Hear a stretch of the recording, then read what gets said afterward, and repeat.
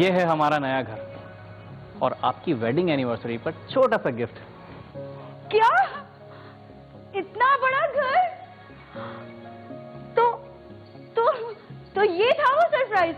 क्यों भाई, पसंद नहीं आया क्या? अरे कैसी बातें कर रहे हैं रेहान, इतना बड़ा घर बहुत पसंद आया। पापा, ये किसका घर है? ये घर मेरे शहजादे बेटे का है। आई देखे, रेहान ने मुझे कितना बड़ा घर गिफ्ट किया है। मैं तो समझती थी कि ये ना मुझे कोई गोल्ड या डायमंड की ना ऐसी कोई रिंग गिफ्ट कर देंगे, लेकिन इन्होंने तो इतना बड़ा घर। माशाल्लाह राबिया, बहुत बहुत मुबारक हो। अल्लाह तुम्हें इससे भी ज्यादा दे, तुम डिजर्व करती हो ये सब। ये तो आपने बिल्कुल ठीक कहा, पूरा घर फर्निश्ड है जैसा राबी चाहती थी।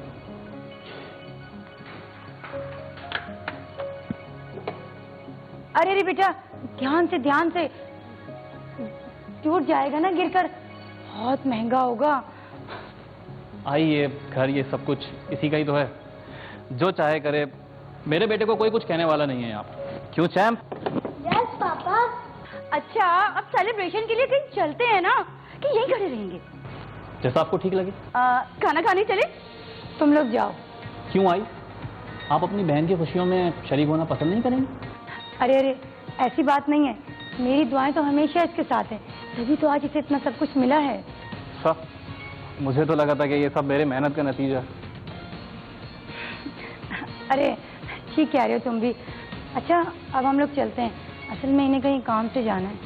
अच्छा रेहान, तुम्हें नया घर बहुत बहुत मुबारक हो। Thank you.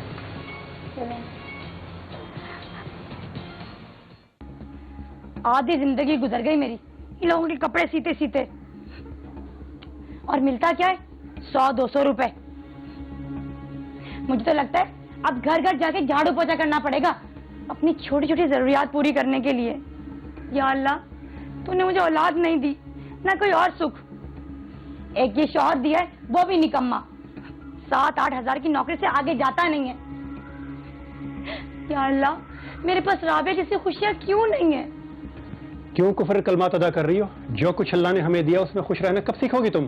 खुशी वो होती है जो राबिया को मिलती है हर बार, और आपके लिए सब कहना बहुत आसान है, क्योंकि आपको तो कुछ करना नहीं है, सिर्फ मुझे नसीहत ही करनी है।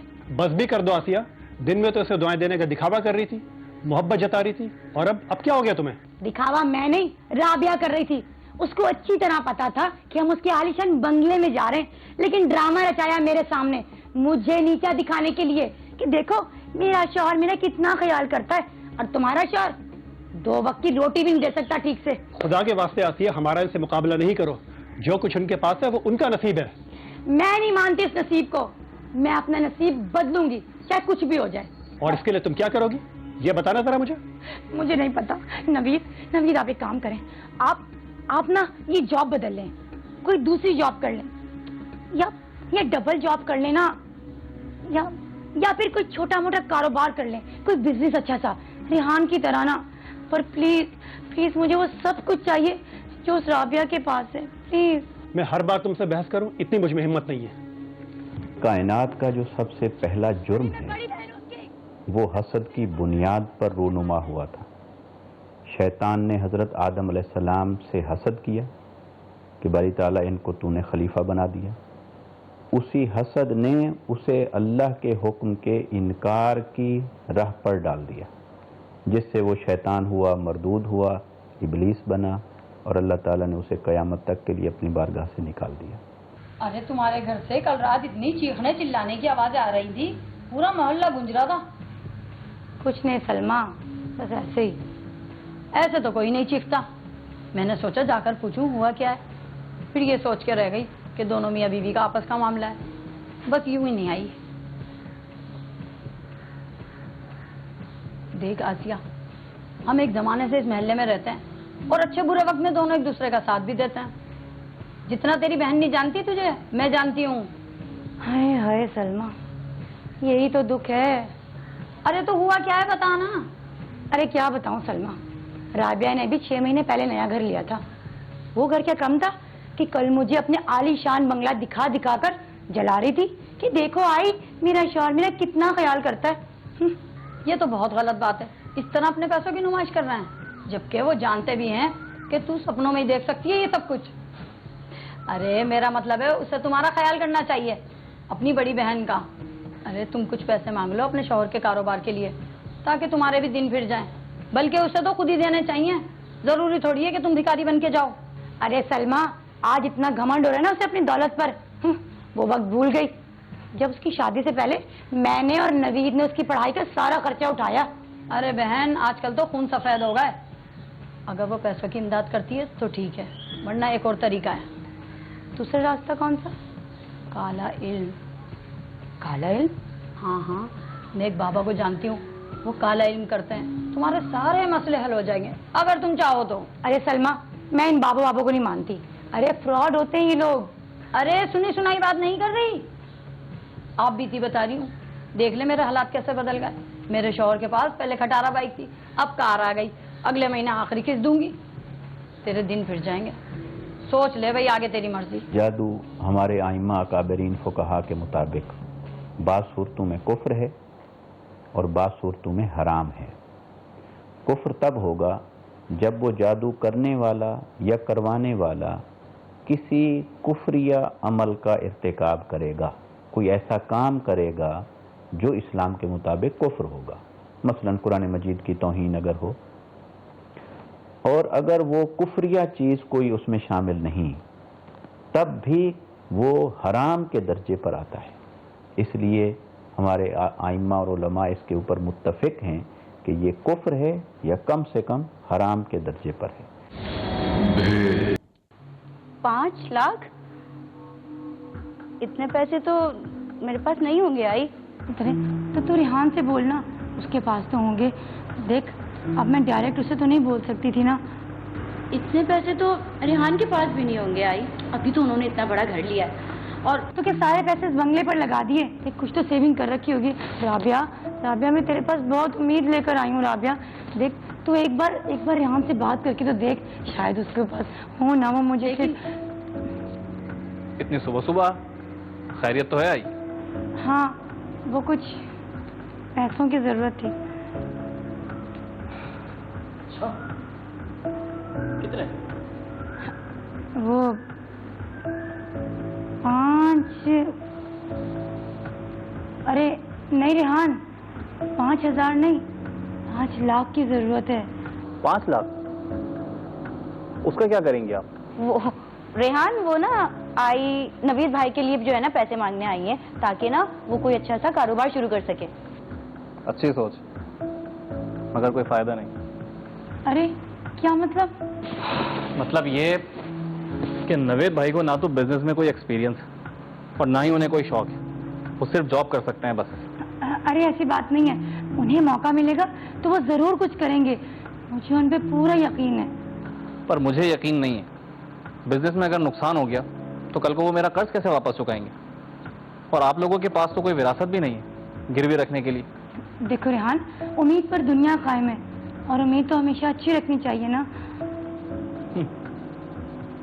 उम्मीद, उन्हें अगर खुद से उम्मीद होती तो वो बात करने के लिए खुद आते, आपको ना भेजते, वो भी कारोबार की बात करने के लिए। लेकिन रेहान, तुम एक दफा आई की बात तो सुनो। तुम इन सब में ना पड़ो, अपना और दयान का ख्याल रखो। तैयार रहना, शाम को मैं आऊंगा, कहीं बाहर घूमने चलेंगे।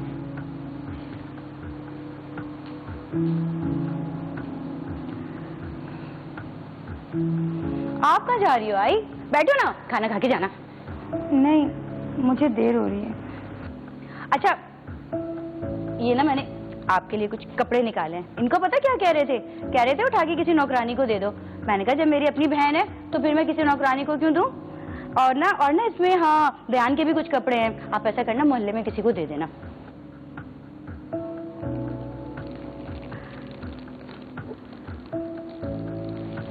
खाना तो खा लेती।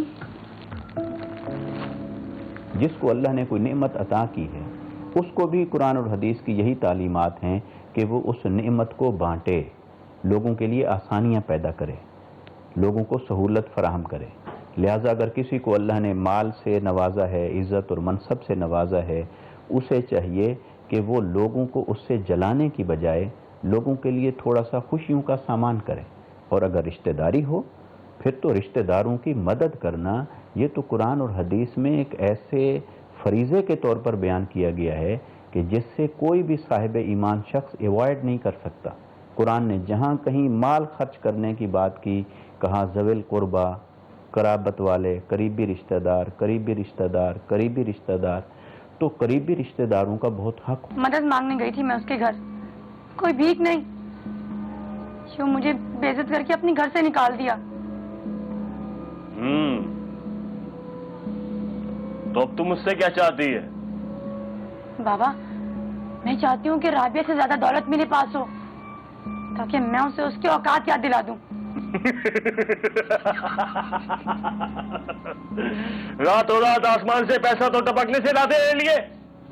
पापा, हमें आपसे उम्मीद है और मुझे आप पर पूरा भरोसा है। और तू, तुझे है? जी बाबा, मुझे भी यहाँ पे पूरा भरोसा है।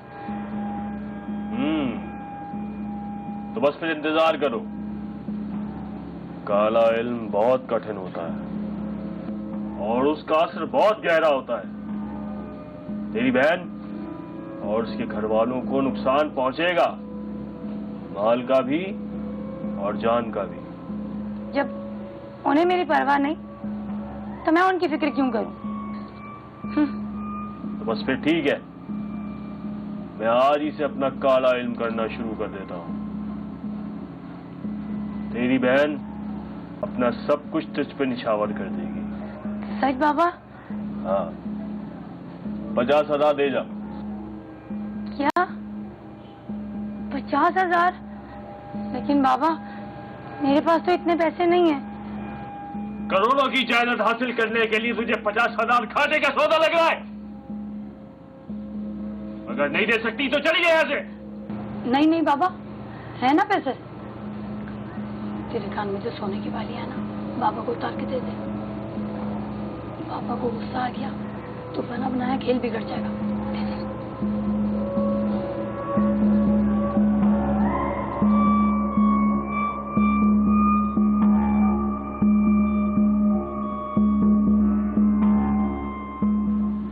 क्या सोच रही है? जी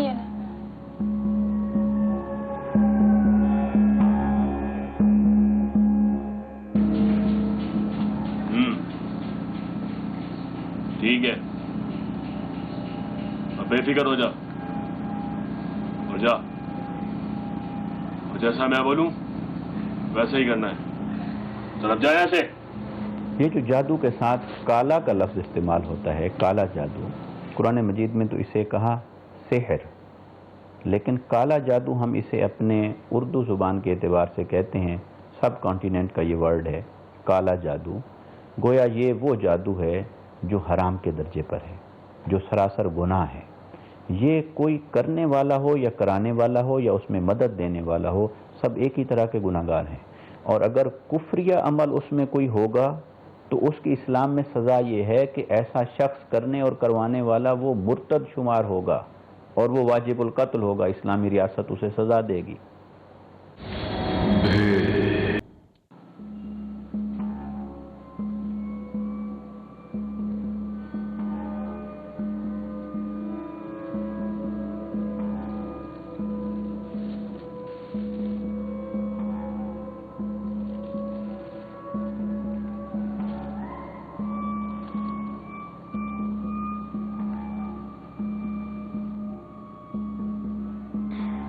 मम्मा, पापा,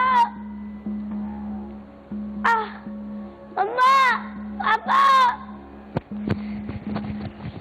मम्मा।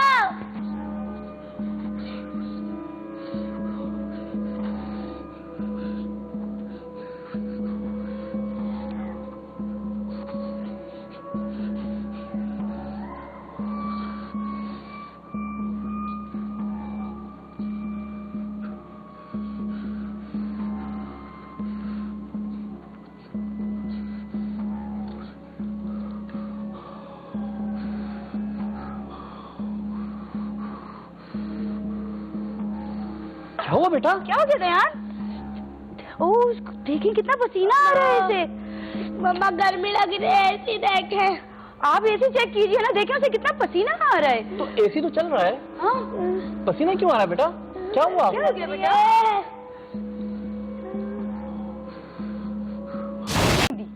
सिर्फ अजियत देनी थी, जान से नहीं मारना था। मैं किसी की जान नहीं लेता। बाबा मेरा काम तो हो जाएगा ना? हो जाएगा, लेकिन तूने हर रात को वही अमल करना है। हुजूर नबी अकरम सल्लल्लाहु अलैहि वसल्लम ने फरमाया कि ये काला जादू करने वाला ऐसा गुनाह है कि इसकी बड़ी बड़ी रातों में भी बख्शिश और मगफिरत नहीं होती। जिन रातों में जैसे शब कद्र है, शब बरात है, रमज़ान मुबारक की रातें हैं, ईद की रातें हैं, जिन रातों में अल्लाह तबारक व तआला की रहमत अपने जोबन पर होती है और हर बड़े से बड़े गुनाह करने वाले की तौबा भी कबूल की जाती है, उसे माफ़ कर दिया जाता है, मगर जादू करने और करवाने वाले की उन रातों में भी बख्शिश और मगफिरत नहीं होती। क्या बात है राबिया, दयान ठीक तो है ना? मेरा मतलब है माशाल्लाह पूरे घर में चहकता फिरता है, उधम मचाता रहता है, और आज इतना खामोश है, क्या हुआ? हाँ, ये बात तो मैं भी नोट कर रहा था। अरे आई रात को ना अचानक इसकी तबीयत खराब हो गई थी, आपको पता है, इमरजेंसी में हॉस्पिटल ले जाना पड़ा इसे। इतना कुछ हो गया और आप लोगों ने हमें बताया तक नहीं? कम से कम एक फोन ही कर लिया होता। सब कुछ इतना अचानक हुआ नवेद भाई कि हमें खुद कुछ समझ में नहीं आया, और रात इतनी हो गई थी कि आप लोगों को डिस्टर्ब करना मुनासिब नहीं समझा। देखो रेहान, माना कि दयान हमारा अपना बच्चा नहीं है, पर हम उसे अपने बच्चे की तरह ही चाहते हैं। वही तो, अब देखिए ना, राबिया ने हमें बिल्कुल पराया कर दिया। अरे नहीं आई, ऐसी कोई बात नहीं है। वैसे हुआ क्या था इसे? क्या कहा डॉक्टर ने? यही तो समझ में नहीं आ रहा है नवेद भाई कि जब तक हॉस्पिटल लेके पहुंचे तो ये ठीक हो चुका था। एहतियातन हमने कुछ टेस्ट भी करवाए, मगर कुछ समझ में ही नहीं आया, रिपोर्ट्स में कुछ आया ही नहीं। अरे तो किसी बड़े अस्पताल ले जाते ना। आई मैंने सबसे महंगे हॉस्पिटल में दिखाया है शहर के। नहीं आई, अब तो अल्लाह का शुक्र है, काफी ठीक है। बस पता नहीं क्या बात है, सहमा सहमा सा रहता है। अच्छा दयान, खाला फिर आएगी मेरी जान, अपना ख्याल रखना, ठीक है? अच्छा अब हम लोग चलते हैं, असल में देर हो गई तो फिर कोई कन्वेंस नहीं मिलेगी ना, तुम इसका बहुत ख्याल रखना, ठीक है? चलिए नवीद। अच्छा रेहान, अगर किसी भी तरह की जरूरत हो तो जरूर याद करना, ठीक है? Thank you so much Naved. You welcome, you welcome. चलिए।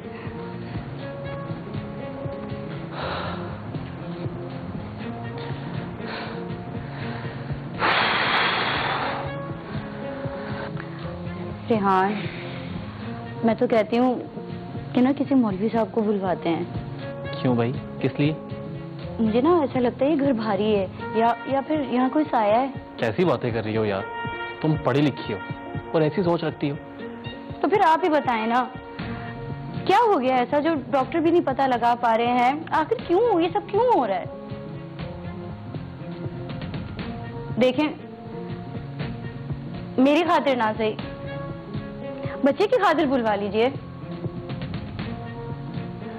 देखो, मैं इन चीजों पर बिल्कुल भी एतबार नहीं करता, मगर यहाँ बात मेरे बेटे की है तो ठीक है, मगर प्लीज इस बात को बिल्कुल भी बढ़ावा मत देना। ठीक है।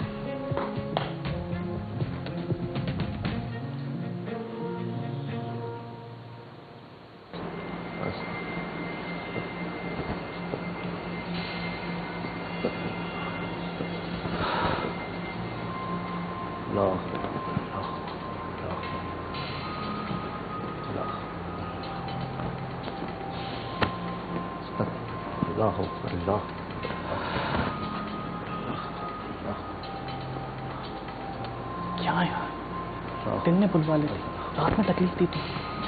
बेटा, बुरे साए हमेशा रात के वक्त न काम सर अंजाम देते और नमूदार होते हैं।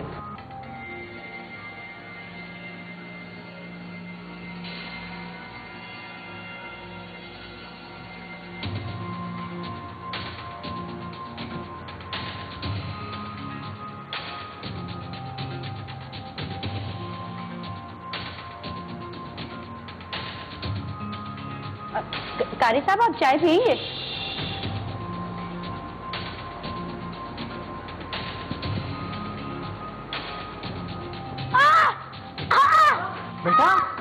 मेरे बच्चे क्या हुआ? ध्यान।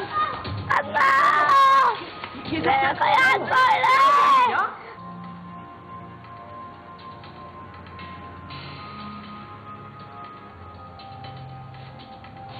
ये तुम क्या कर रही हो आसिया? तुम दरवाजा नॉक करके आना कब सीखोगे? इधर आकर बैठ। क्या हुआ? ध्यान। कौन मोड़ रहा है मुझे बताओ?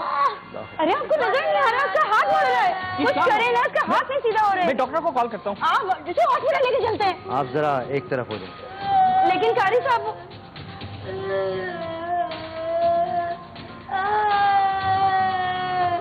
अल्लाह ला इलाहा इल्ला हुवल हय्युल कय्यूम ला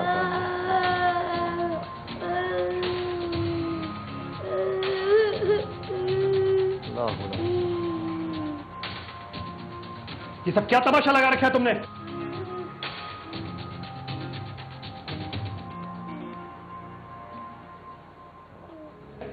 नबी, ये क्या कर रहे हो तुम? मैं क्या कर रहा हूं? तुम बताओ, तुम ये सब क्या कर रही हो? ये क्या है ये काला जादू तुम कर रही हो? इसका मतलब है दायान के साथ जो कुछ भी हो सब तुमने? हाँ, मैंने किया है। मैं कर रही हूँ ये सब कुछ। सब पर कर दूंगी मैं काला जादू, सबको मार दूंगी। पर क्यों? वो बहन है तुम्हारी और दायान को तुमने बेटा मानती थी। जब बहन ही अपनी नहीं तो उसका बेटा मेरा क्या लगता है? और ये सब तुम क्यों कर रही हो? मैं वजह जानना चाहता हूँ। वजह? थोड़े से पैसों की मदद मांगने गई थी मैं उससे, जो उसके हाथ के मैल के बराबर भी नहीं है। लेकिन उसने अपने पुराने कपड़े देके मुझे मेरी औकात याद दिला दी। क्या जाता है उसका? अगर वो थोड़ी से पैसे मुझे दे देती तो आप नया कारोबार कर लेते, हमारे भी हालात सुधर जाते। आसिया देखो, मुझे उनकी मदद की जरूरत नहीं है, प्लीज ऐसा मत करो।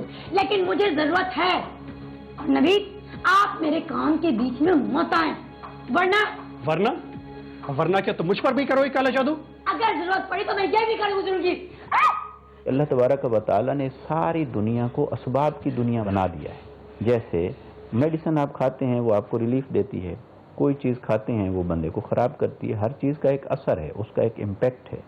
ऐसे ही ये जो जादू है ये सबब के दर्जे पर है, और वो जो कोई भी चीज़ सबब के दर्जे पर होगी उसका इम्पैक्ट ज़ाहिर हो, ये तो अल्लाह के निज़ाम के मुताबिक है। इम्पैक्ट तो हर चीज़ का ज़ाहिर होगा। और ये जादू में इम्पैक्ट, असर या तासीर ये कैसे पैदा हुआ? ये है कि कोई आदमी जो जादू सीखता है वो बुनियादी तौर पर शैतान का कुर्ब हासिल करता है। वो किसी भी तरीके से अपने आप को शैतान की फ्रेंडशिप में लाता है, और शैतान की फ्रेंडशिप में, उसके कुर्ब में, उसकी दोस्ती में कोई कैसे आएगा? वो छोटे मोटे गुनाहों से नहीं आएगा। वो कोई बड़ा गुनाह करेगा तो शैतान उसकी तरफ मुतवज्जे होगा।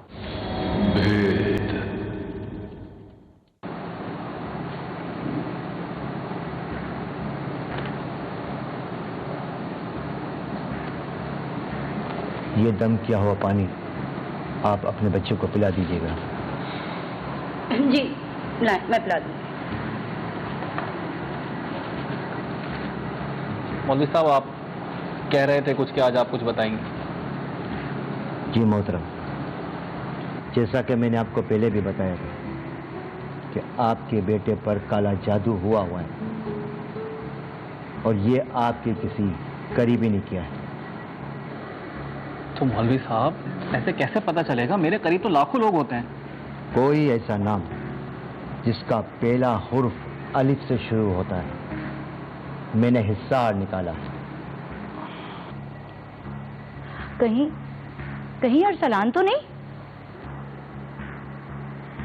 कैसी बातें कर रही हो यार?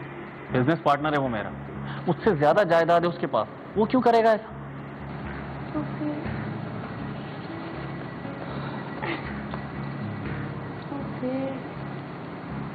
अम्मी, आज आसिया आंटी नहीं आई? हाँ बेटा, आनी। रेहान, कहीं आसिया तो नहीं? आई क्यों करेगी ऐसा यार? कैसी बातें कर रही हो तुम? जाहिर सी बात है, हमने उसको पैसे देने से मना कर दिया था, उसकी मदद नहीं की थी, बदला लेने के लिए। तुम बगैर सबूत के उनके ऊपर इल्जाम नहीं लगा सकती। मौलवी साहब ने सिर्फ एक हुर्फ बताया है, पूरा नाम नहीं। पूरा नाम तो उनको भी नहीं मालूम। मोहतरम, मैं किसी पर इल्जाम नहीं लगा रहा, मैंने तो वही बताया है जो मेरा इल्म कह रहा है। आप ये तावीज़ बच्चे को पहना दीजिए, इंशाल्लाह सब बेहतर होगा। नहीं जी, मैं बना दूंगी। अल्लाह हाफिज। अल्लाह हाफिज।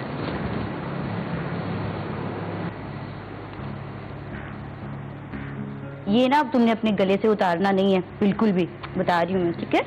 वो बता। तुम कहाँ इन लोगों की बातों में आ रही? ये सिर्फ पैसे लेते हैं और चले जाते हैं। पैसे लेने होते ना तो ले चुके होते। वो जो आई थी ना पैसे लेने, देखी थी मैंने उसकी आंखों में नफरत और हसद।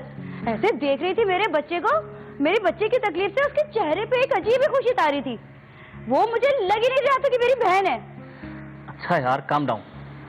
अब तुम ये बताओ कि क्या चाहती हो? इसका जवाब तो अब आसिया ही देगी। सूरह जिन है कुरान मजीद के अंदर, अगर उसको पढ़कर पानी पे दम किया जाए और उस पानी में शहद भी मिला लिया जाए, मीठा शहद हो, पानी गर्म कर लें, शहद डाल लें और सूरह जिन की उस पर तिलावत कर दें, खुद ही कर लें, तो इससे भी बहुत इफाका होता है। तो मैं ये अर्ज़ करूँगा कि अगर किसी के ऊपर इस तरह के असरात हैं, किसी को ख्याल है कि हमारे रिश्तेदारों ने या हमसायों ने या किसी जानने वाले ने, ना जानने वाले ने ऐसा कर दिया है, तो वहम में मुब्तला होने की बजाय, अपने आप को नफ्सियाती मरीज़ बनाने की बजाय या उसके रिएक्शन में कुछ गलत करने की बजाय, आप ऐसा करें कि आप अपने ईमान को मजबूत करें, अल्लाह पर अपने तवक्कुल को मजबूत करें। वही सब कुछ करने वाला है। उसके बगैर न कोई किसी को नफ़ा दे सकता है, न उसकी इजाज़त के बगैर कोई किसी को नुकसान दे सकता है।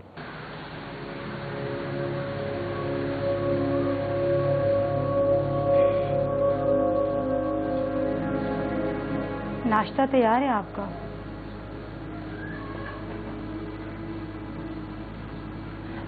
नवीद, कहाँ जा रहे हैं? नाश्ता तो कर लें। क्या मिला है नाश्ते में? कैसी बातें कर रहे हैं आप? वही कह रहा हूँ जो तुम्हारी सोच और हरकतें हैं। कल रात जो मंजर मैंने अपनी आंखों से देखा, उसके बाद मैं तुम पे भरोसा नहीं कर सकता। नवीद, मैं आपकी बीवी हूँ। अरे जो अपनी सगी बहन की नहीं हो सकी, उसे मेरी क्या फिक्र होगी? नवीद, मैं जो कर रही हूँ हमारे लिए कर रही हूँ। हमारे लिए नहीं, सिर्फ अपने लिए कहो। और इस तरह से इस हद तक गिर जाओगी, मैं कभी सोच भी नहीं सकता था। नवीद, मैं हमारा नसीब अच्छा करना चाहती हूँ, एक अच्छी जिंदगी। और मैं अपनी जिंदगी से बहुत खुश और मुतमईन हूँ, तुम्हारी तरह नाशुक्रा नहीं। और रही बात नसीब की, अल्लाह ने जो मेरे नसीब में लिखा है वो मुझे मिलकर रहेगा। तुम या तुम्हारा काला जादू कुछ नहीं कर सकता। और मुझे उस बच्चे दयान का रह रह के दुख हो रहा है। कितनी अजियत, कितनी तकलीफ सही होगी, और वो भी इस औरत की वजह से जिसे अपनी माँ समझता था। नवीद, मैं तुम्हें एक पल के लिए भी अपनी नजरों के सामने बर्दाश्त नहीं कर सकता। मुझे घिन आ रही तुम्हारी शक्ल देख के। तुम दफा जाओ मेरी नजरों के सामने से। नवीद, प्लीज प्लीज मुझे माफ कर दें। अल्लाह का वास्ता, आपको मुझे माफ कर दें प्लीज। माफी मांगनी तो अपनी बहन से मांगो, जिसकी तुम गुनहगार हो। नवीद,